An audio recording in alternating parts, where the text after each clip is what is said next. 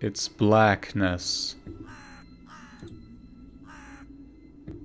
There's no one there, just branches and roots. Okay. It's all just my imagination. Yeah. A nearby bird flapped its wings loudly. A shadow split from the tree and disappeared from my sight. I looked away for just a moment, but when I turned my gaze back to the same place, it was gone. So it was my imagination after all. Silence reigned for a painfully long time.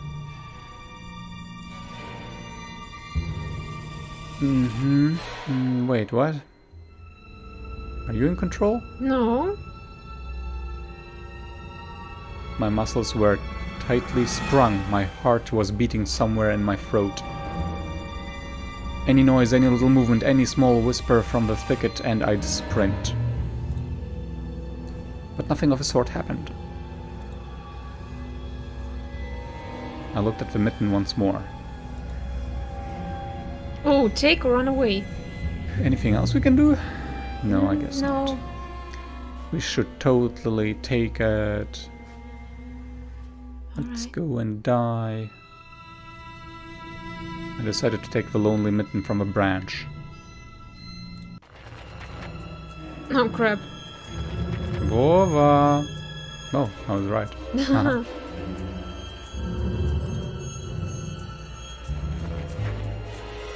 Maybe it was a bad Nice. idea. A shout rumbled across the field and dissolved into the distance. No echo, no hope for a reply.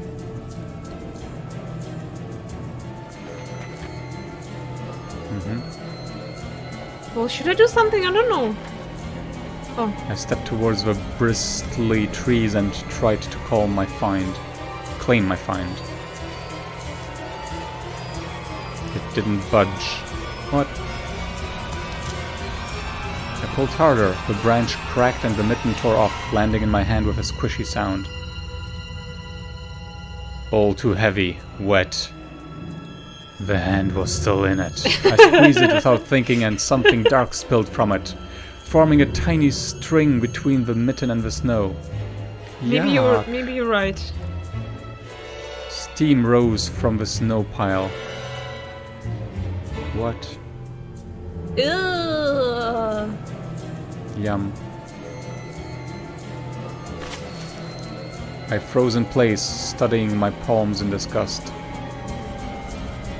Red. The sound of crackling branches invaded the silence. I didn't have to think twice before running away. Someone was chasing me from the darkness, breaking pine branches, closing the distance with giant leaps. Snow was slowing me down. Crazy thoughts flew from my mind. I'll get caught. They'll get me. I'll get dragged into the thicket. I'll be gone forever. But there was one more voice, probably one of reason. It gave me strength, spurred me on. You can do it! Don't stop! I heard an animal roar behind me. It was so loud my ears went numb. It felt like the sound had come from a pack of hungry beasts rather than a single one. Their nostrils sucked in freezing air. They sensed my fear. Two giant wings flapped above my head. An enormous shadow flew over the clearing. A hoot, a wheeze. The roars were coming from all directions now. Jeez, that boy has problems. Yeah. From the dried up raspberry bush, from twisted pines, from under the windfall. Hurry, run, don't look back. It felt like I was inside a nightmare. The snowy clearing became viscose like quicksand. I was stuck in place. Oh, come on. I pulled my leg from the mushy trap just to be caught in a new one, even deeper than before. I continued to drown, sinking deeper and deeper with every desperate push. Was snow ever this sticky? I screamed in horror after realizing this wasn't snow. What was it? Someone or something in the snow pile was clutching my pants. Pervert. I gathered all my strength and rushed forward. The pressure on my leg was gone. My boots slipped out of the hole and my soles were on a hard surface again. I reached a clear path with one jump and from there ran to my house. Its gloomy facade didn't look threatening now. That house was my line of defense from the shadows that flapped their wings and the creatures that were hiding under the snow.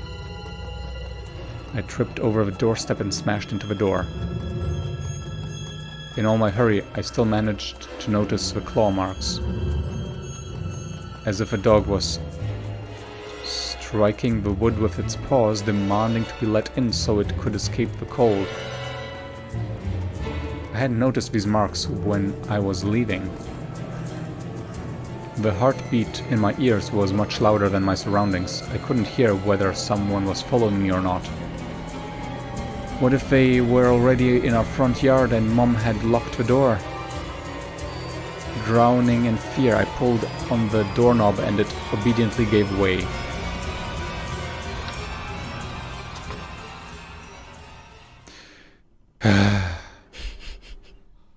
I rolled into a hallway and shut the door behind me.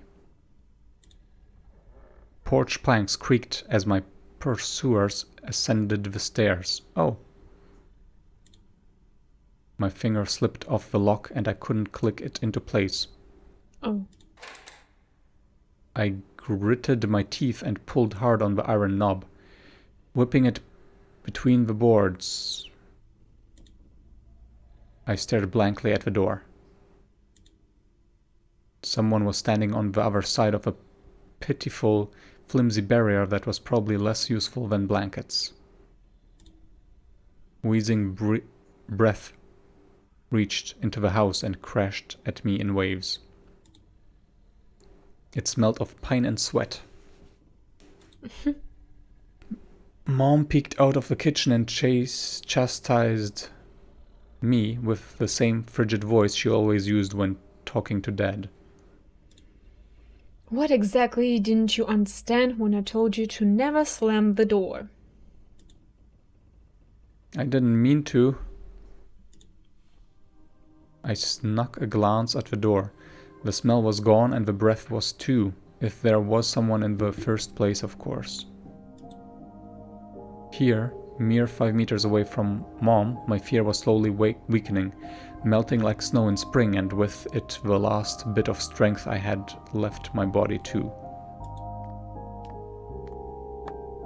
My legs gave way. I propped myself up against the wall so I couldn't fall over. Mom's expression had changed immediately. The cold mask of strictness and detachment was gone. Mom looked the same as before all those quarrels. She finally saw my condition, my wet pants plastered with snow. Where have you been? What did I tell you, huh? I told you to stay home. Am I nothing to you too? I got afraid she would cry. I reached out to her like when I was very little and wanted her to cuddle me. But Mom regained her composure fast and put on her usual face. Her eyes shined like steel. Her voice rang out. Your dad can find his cigarettes. Be honest, did you snatch them? Were you smoking in secret? There was someone chasing me. I thought... I stuttered as soon as I started explaining myself. Tears welled up in my eyes. Mom leaned toward me and sniffed my clothes like a beast, searching for the smell of tobacco. Then she squinted her eyes in suspicion and looked into the front yard. Her expression changed in an instant, and she covered her mouth with her hand. Look over there at the fence. Oh, I'm sorry. Yeah. Look over there at the fence. My heart started thumping as if I became prey once again and my pursuers were following me in the field. I could swear that I've heard something scratch at the door, just like in my nightmare. Mum beckoned me with her finger and I gathered all my remaining bravery to look into the kitchen window, facing my fear. I could barely Sorry. I could barely discern some hairy silhouettes swimming in snow through the icy winter patterns on the glass. Dogs! So dogs ate Vova, maybe. Just a small pack of strays with no name and owner, barely reminding of the hungry monsters that live on the edge of the forest. Oh boy, were you scared of them? I think they would rather be scared of you, Anton. They were chasing me like a bunny. And what if they're rabid? The smile had slowly disappeared from my mom's face. Now she looked at the dogs as if it was her first time seeing them. What if they attack Ola? Mom? I wish your dad could just shoot them all. Mom, look, they're alive. What? Huh? What? Are they your friend or foe after all? Make up your mind. What? You're not you're not a little kid anymore. I guess he was supposed to say something. They're living creatures, Mom. Ah, okay. Mom cited annoyance, and I felt so bitter that I bit my lower lip and fixed my gaze on the cobweb-ridden corner. Welp, some detective I am. In reality, I wasn't risking my life among monsters, but rather my pants among a pack of stupid strays. And what for? What use do I have for this? Mitten. Full of blood. Yeah. Of course. A darkened, sticky mitten that belonged to the lost boy made a squishy sound in my hand. Seems like I was clutching it the whole time. That's my trump card as a detective. I hurried to present this clue to my mom. Ugh. Yach. Mom, look, it's Vova's mitten. Holy moly. Who's gonna clean that? Mom, of course. That boy the police were asking about in the morning. It's drenched in blood. I found it hanging on a tree. I can show where. Let's call the police right away, like the officer had told us to. Mom, look! She passed out? Ew! A shadow of doubt slowly crept onto Mom's contorted face. As if she was trying to remember something distant, like someone tries to remember their dream, but the images slip away. Stop it this moment. Huh, it's also kind of weird phrase to say, no? Would maybe stop it or... Stop it right away. Yeah. Stop it this instant. Yeah. Ola will go insane if she hears you. She already has trouble sleeping and whines all the time. And you joke around like this. Oh, great. Oh. At that moment I realized the mitten was actually wet from snow. Oops. There was no blood whatsoever. I wanted to sink through the floor from embarrassment. What is going on in this boy's head? But it still could be Vova's mitten, right? Yeah, That's okay, true. it's not. Yeah, it's not in blood, but still. Come here, my boy who cried wolf. Oh, don't just stand there. Come take your pills. Oh, great. I see. A golden colored pill reminiscent of a dead wasp fell onto my palm. I already took one during breakfast. We need more pills. Don't talk over me. I told you to stay home, and you? Dad would have given you a good whipping for that. Come on, take it, or you won't. You won't be able to sleep at night, and you have school tomorrow. So I had to swallow the bitter medication, drinking it down with similarly awful water that gave off a taste of chlorine. Nice, the best. Yuck. I mean, they live in the village. Why they have water with chlorine? It should be like... Indeed. Could be, yeah, like the river next to it, or, yeah, some ground water or something. Well, rivers sounds scary, but yeah, a well. Yeah. Maybe it wasn't Vova's mitten. Well, maybe it was, if it was not yours. Maybe it wasn't the mitten at all. What? Oh. Just like the forest monsters. And Olya's owl. Am I going mad? Oh, yes. What's happening to me? Oi.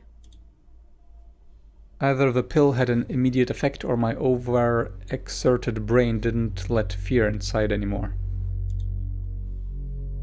Serenity washed over me, bringing yawny indifference along with it.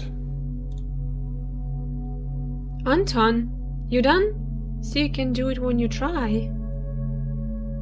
What? Take off your coat. Are you asleep? No, Mom, I was just thinking. What about, I wonder? It's just something silly. Mom scrutinized me with suspicious eyes. As if she wasn't sure she was looking at her own son or not, some doppelganger that came from the forest. Is everything alright? You had the exact same expression when the police asked you about the window. I'm alright, Mom. She heaved a deep sigh. Fine. It seemed like the house had changed. The sofa's fabric had become discolored. Fingerprints appeared on the bathroom tiles. The light bulbs also felt different, dimmer and yellower. Even the salvia inside my mouth had a different taste. A melody from Aladdin could be heard from the upper floor. Olya was done rewatching her favorite Little Mermaid episodes and switched to other tapes. I slowly changed into my home clothes, stopped before the sink and studied my reflection in the mirror, like I was trying to solve one of those spot the difference puzzles. Then I went upstairs.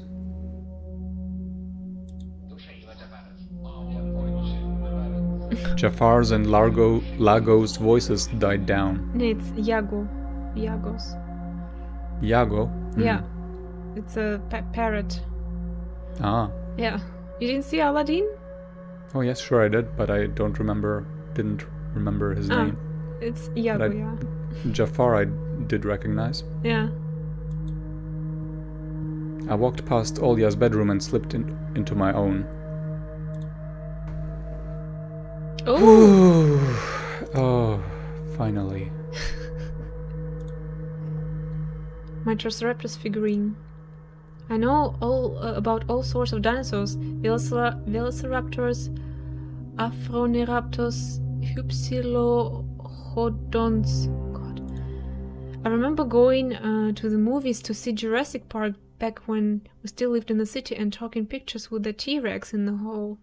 Taking pictures with the T-Rex in the hall.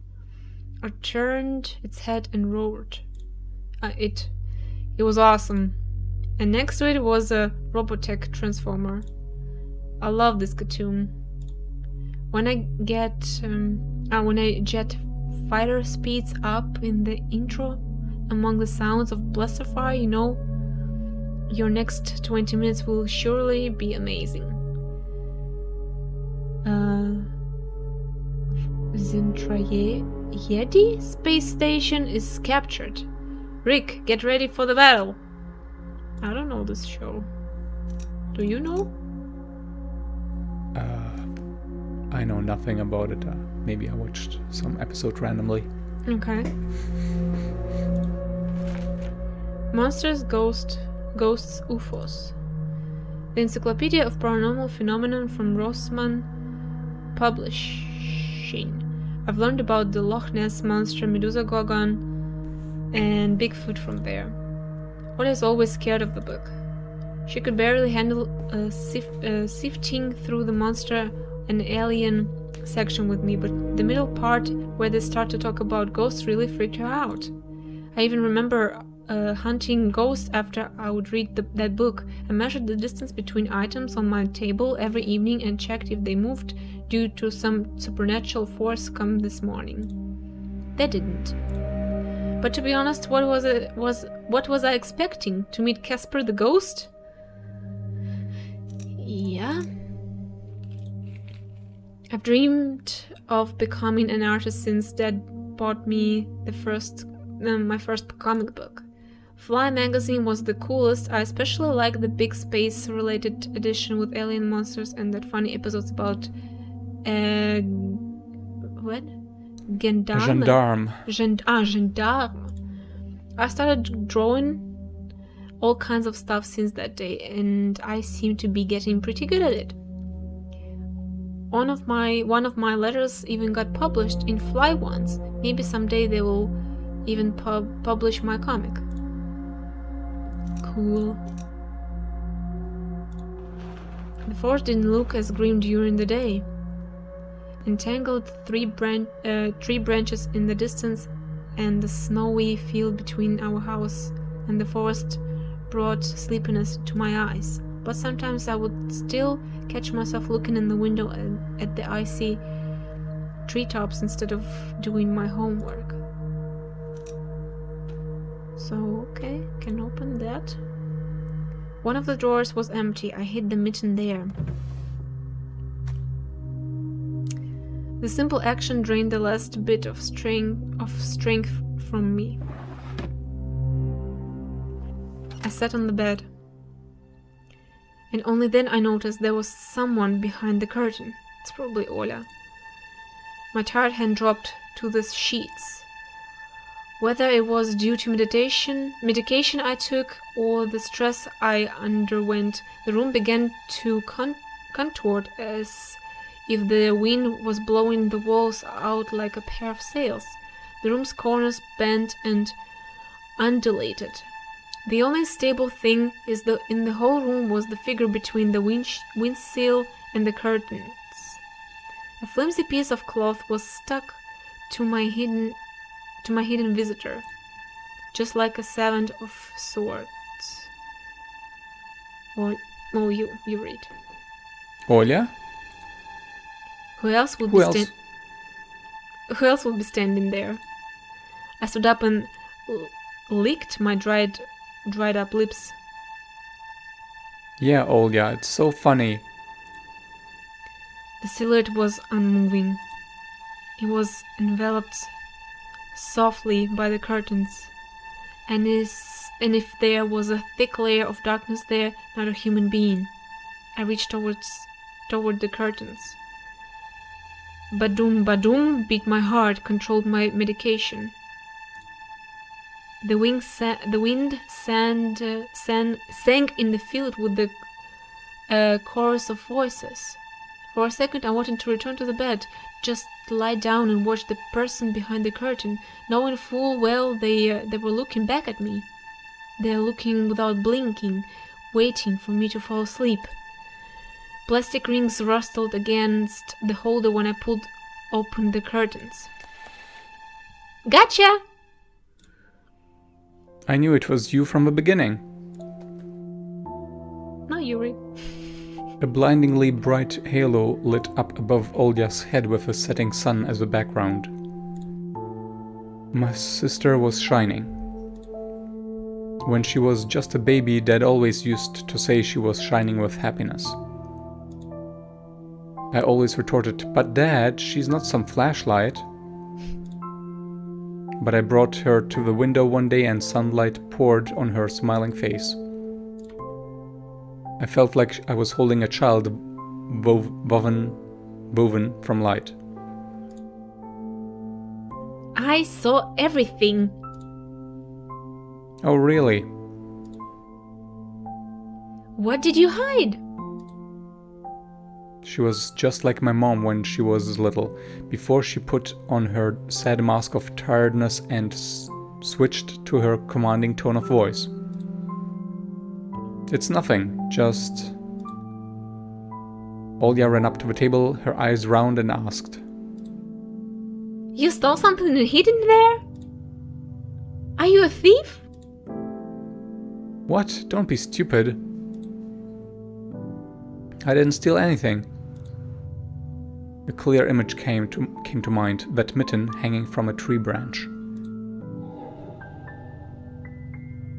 What if I did steal it after all? From the forest, from the tilted figure standing behind black trees? Olya could be selfish and stubborn when she wanted. Then show me. Swear that you won't tell anyone, then I'll show you. Olya wore a plotting smile. Wow. I swear on Mom's heart. An oath she heard in one of the movies about the pioneers we've watched. Don't say things like that.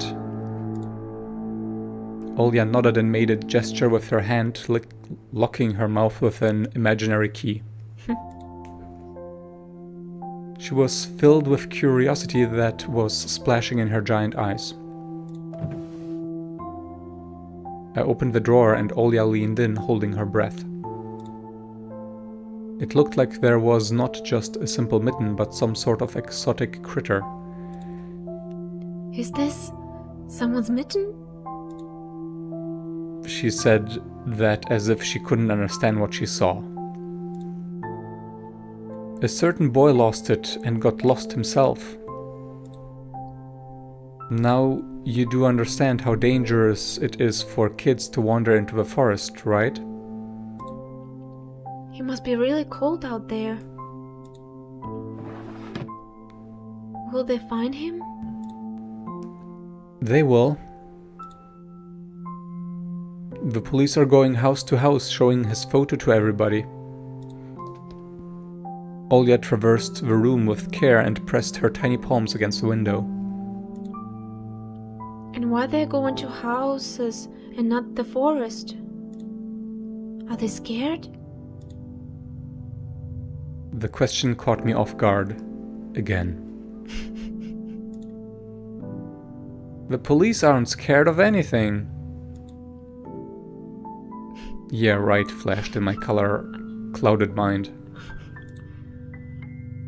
Did they really check every nook and cranny where darkness, cold, and whispers of icy branches dwell? If that's the case, how did they miss a mitten? Or did it appear later for me? I changed the topic. As if trying to get Olya as far away as possible from the forest thicket. We may get a reward if I go and find this boy myself. A lot of stuff like in Field of Wonders. Sounds cool, right? Olya wasn't listening to me.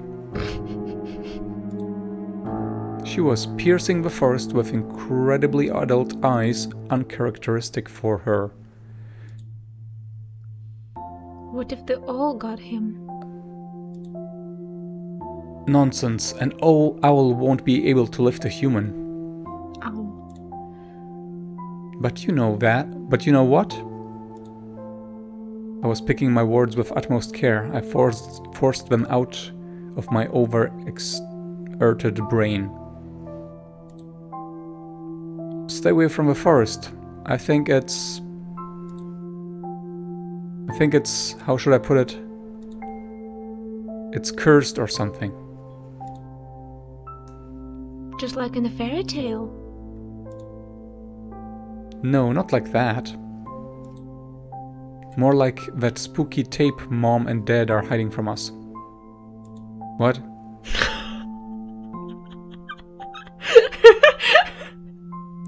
Olya shivered and stole a glance at the window.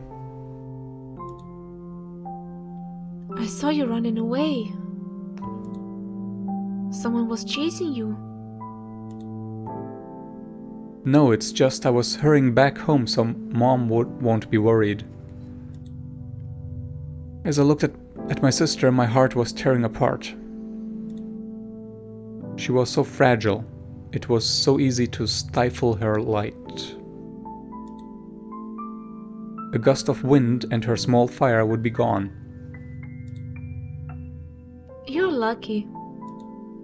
Mom won't ever let me go outside. I'm like a princess in the tower, can go anywhere. I'll die from boredom here. You're wrong. No one has ever died of boredom. And you have me and your cartoons, and Mom and Dad will be good to each other soon. You know what I would wish for on my next birthday? I would wish for Mom and Dad to turn into children so we could go and play together like we used to. Yeah, and if you'd make them as small as bugs, we could place them into a little box. Olya giggled and tugged at my sleeve. Tony, let's go watch Aladdin. Fatigue won over my desire to be with my little sister. I was washed over by some sort of heinous apathy. I'm too tired. I don't want to. Come on! Whoops. Yeah, it's so boring alone. Mom is always busy. We can pick up a cartoon you haven't seen before. I know all of our tapes by heart at this point. Not all of them. You haven't watched Peter Pan. Remember how you fell asleep in the middle of it? Also, so much happens after that. Let's go! Let's go! Maybe a bit later. Should I tell you how it ends? Let's leave that for tomorrow. I won't tell you tomorrow. I know! Let's play hide and seek! No, Olya. Then draw me a dino. Olya, please. Draw it! Draw it! Will you leave me alone already? I blurted it out without thinking, and then I was immediately taken aback.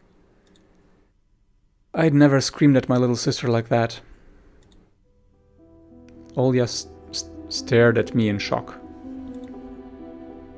Her lips started trembling, a precursor to tears. My chest was seething with disgust and embarrassment. What's happening to me? I hurried to prevent Olya from crying. Alright, you win. Let's go watch cartoons for a bit. I don't wanna. I came up to her, put my hand on her soft head. Let's go. Watch Peter Pan. Boo! You'll fall asleep again. I smiled and lifted her chin. Her eyes were wet and felt bottomless. I promise I won't. And I'll draw you a full Triceratops later. Hooray! Triceratops. Well, close enough. Olya rubbed her eyes with a sleeve of her pajamas and a shining smile returned to her face. I'll go ask Mom for condensed milk and bread, and you rewind the tape. The bread is fresh, just how you like it. Alright, just be careful not to spill the milk. Or you'll be yelled at again. Wanna bet I won't spill it? The tape is somewhere in the nightstand, look for it. Olya disappeared into the doorway and I dragged my feet into the neighboring room.